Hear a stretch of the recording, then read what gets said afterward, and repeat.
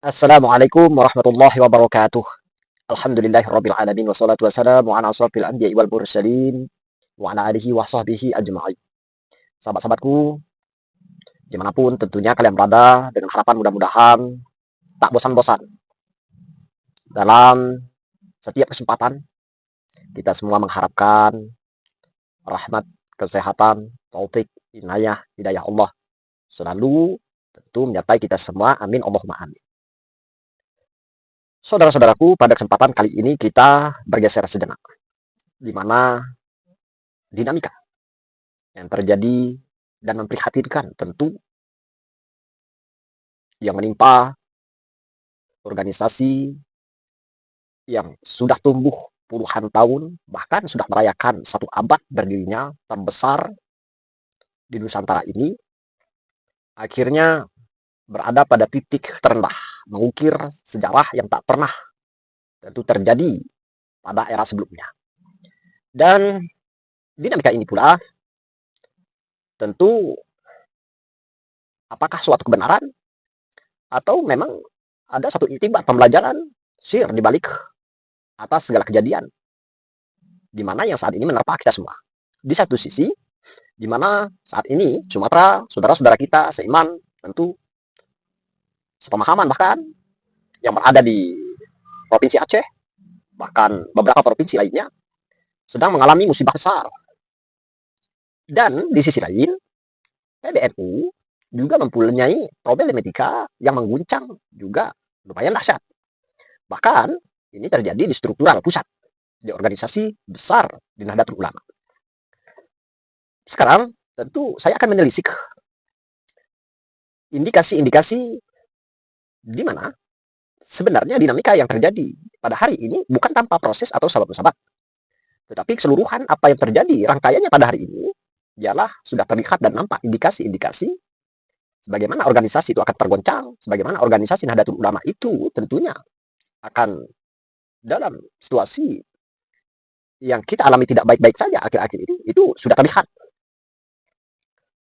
Baik dalam strukturalnya, baik dalam tentu mandat atau amanah apa yang diharapkan oleh para masyayikh pendiri daripada organisasi Nahdlatul Ulama itu sudah memang tidak terrealisasi dengan baik, tanpa lagi mempertimbangkan kemaslahatan umat, terlebih organisasi.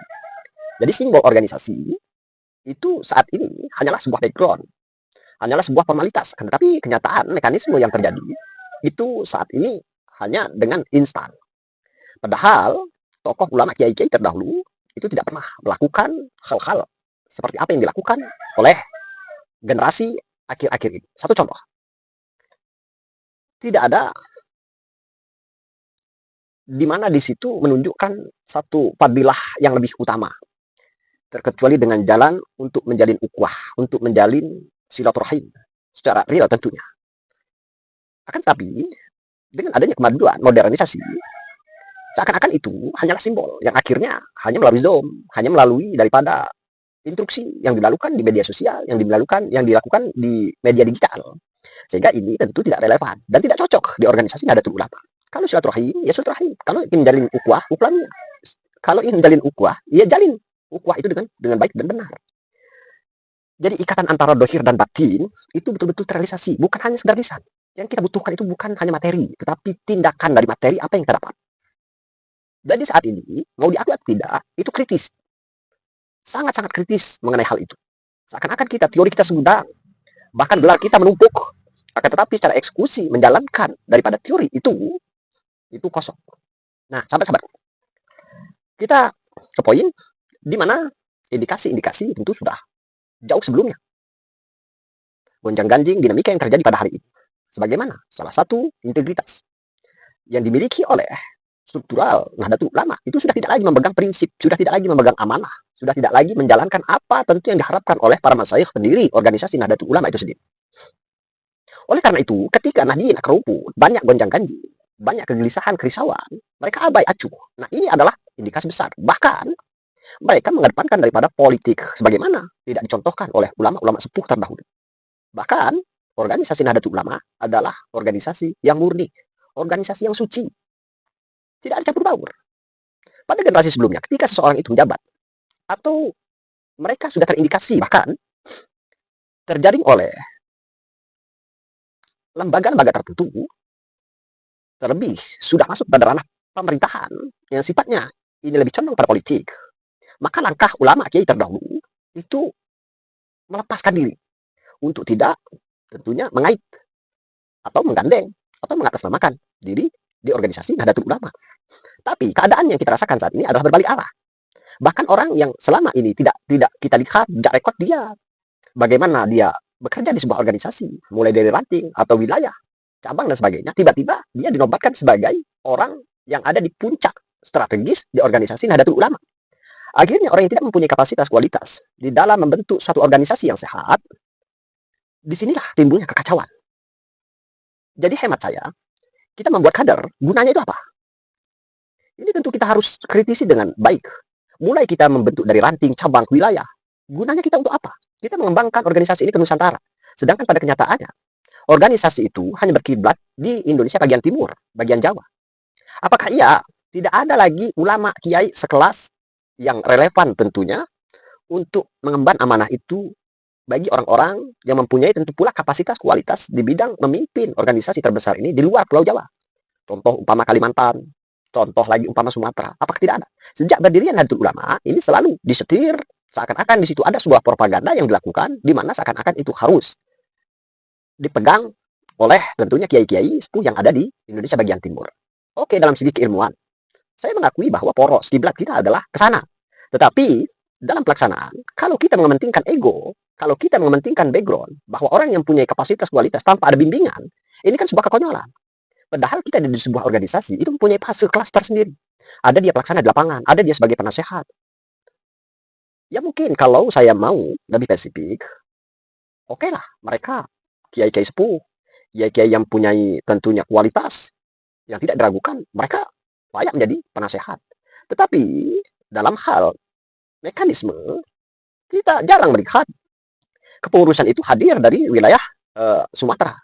Padahal saya menjumpai secara pribadi puluhan tahun silam, beliau sudah bergelut, berkecimpung, menjalankan roda organisasi Nahdlatul Ulama dengan baik.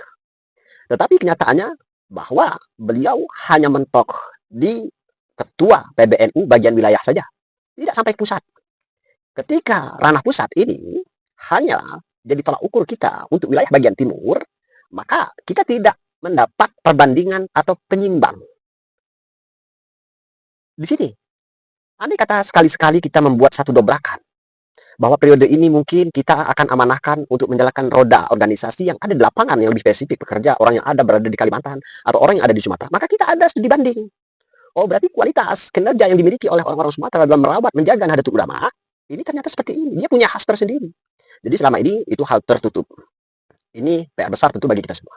Kemudian yang kedua, di mana organisasi itu yang kita miliki justru dijadikan sebuah alat.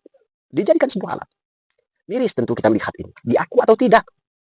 Mengapa orang-orang yang sudah menjabat, orang-orang yang memang sudah jelas berada di institusi pemerintahan, justru mereka berlomba-lomba ingin duduk di struktural Nahdlatul Ulama. Ada apa? Ini berbeda balik 99 derajat atas prinsip-prinsip yang dimiliki oleh pengurus Nahdlatul Ulama pada era sebelumnya. Bayangkan, kalau kita melihat sebagaimana Kiai Haji Abdurrahman Wahid ketika mendirikan partai PKB, itu beliau tidak mencatut daripada nama Nahdlatul Ulama. Kalaupun beliau ingin membuat organisasi itu yang memang murni itu lahir dari Nahdlatul Ulama, tentu di situ akan jelas. Tetapi saya melihat bahwa Kiai Haji Abdurrahman Wahid memisahkan antara perpolitikan, antara partai dengan organisasi Nahdlatul Ulama. Kendati pun memang asal daripada PKB, partai yang didirikan oleh Kiai Haji Abdurrahman Wahid, itu lahir dari Nahdlatul Ulama. Dengan kata lain begini kawan, oke lah kita dilahirkan dari PBNU, tapi tidak harus untuk mengatasnamakan PBNU. Oke lah kita ada rasa simpati. Oke lah ketika kita mempunyai satu jabatan atau satu hal finansial, yang wujud kita berterima kasih kepada orang yang melahirkan kita. Akan tetapi itu bukan satu tekanan atau bukan atas dasar pajak umpamanya, setoran. Jadi sekarang ini terjadi seolah-olah seperti itu. Jadi apa bedanya kita organisasi dengan partai politik itu tadi. Padahal ini jauh 90 derajat dengan harapan para tokoh pendiri Nahdlatul Ulama. Nah, kemudian yang lebih spesifik, di mana yang lebih mengerikan lagi, ketika struktural Nahdlatul Ulama itu tadi tidak memahami konteks, tidak memahami situasi mekanisme jangka panjang, bahkan mereka tidak memahami siasah. Ini repot. Makanya kita justru dikendalikan oleh orang-orang eksternal yang di luar atau yang tidak sama sekali memikirkan kemaslahatan umat Nahdliyin akar rumput. Kan mengapa? Ya perorangan itu sudah di backup, sudah arahnya ke perpolitikan. Makanya dengan adanya nuansa ini, menggaris bawah itu semua, termasuk bahwa kelemahan yang paling mendasar, tidak adanya prinsip yang tertanam di kepengurusan pusat Nahdlatul Ulama. Akhirnya apa? Gonjang-ganjing itu menggambang di udara, tidak memiliki keputusan. Sehingga masyarakat akar rumput bingung, harus kemana, bagaimana. Ini yang terjadi saat ini. Sebagaimana contoh, kita masuk kepada perpolitikan kajian soal keabsahan Asad Habib Alam. Ya mereka itu kan bungkam, tidak ada solusi. Tidak pernah ada pemikiran, oh ini adalah hal yang penting. Ini membuat kegaduhan. Ini membuat artinya perpecahan. Bagaimana kita menangani hal ini? Tidak dengan fatwa perorangan. Maka solusinya adalah melakukan babul masail, direkrut dari ranting, cabang, ke wilayah. Di kalangan organisasi, di kalangan pesantren, di kalangan MUI yang mulai dari akar rumput, ini diangkat. Disimpulkan di pusat. Ini hal yang relevan. Bukankah ulama itu orang yang ahli dengan kajian, orang yang suka dengan ilmu, bukan propaganda. Jadi bagi kalian yang tidak suka dengan kajian, bagi kalian yang menolak dengan ilmu, tanda kutip, ulama stempel apa? Jadi yang namanya ulama itu mengedepankan keilmuan. Kalau ada hal yang memang perlu dibahas, maka bahas secara terbuka. Ini fungsi organisasi, membentengi, memberikan keteduhan, memberikan titik jelas, titik terang kepada Nahdliyin akar rumput. Nah, akhirnya tidak heran kalau blunder ini terjadi. Ya, kalau kita katakan bahwa ini adalah kutukan, mungkin itu adalah ucapan yang sadis. Tetapi sekali lagi bahwa ini adalah amanah, di mana pendiri Nahdlatul Ulama itu bukan orang yang sembarangan. Dan siapapun yang berkhianat, baik itu secara jelas-jelasan ataupun samar, pasti akan terungkap. Dan yang kita saksikan hari ini, buah hasil dari apa yang mereka lakukan. Nah, dengan akhir daripada video ini, saya tentu mengharapkan adanya suatu prinsip dan adanya satu ketegasan. Itu adalah pilar yang paling terpenting yang dimiliki oleh siapapun yang memikul atau mengemban amanah dijadikan orang yang dipercaya berada di struktural organisasi Nahdlatul Ulama. Dari saya, Amang Hakim Medsos, salam akal sehat. Wassalamualaikum warahmatullahi wabarakatuh.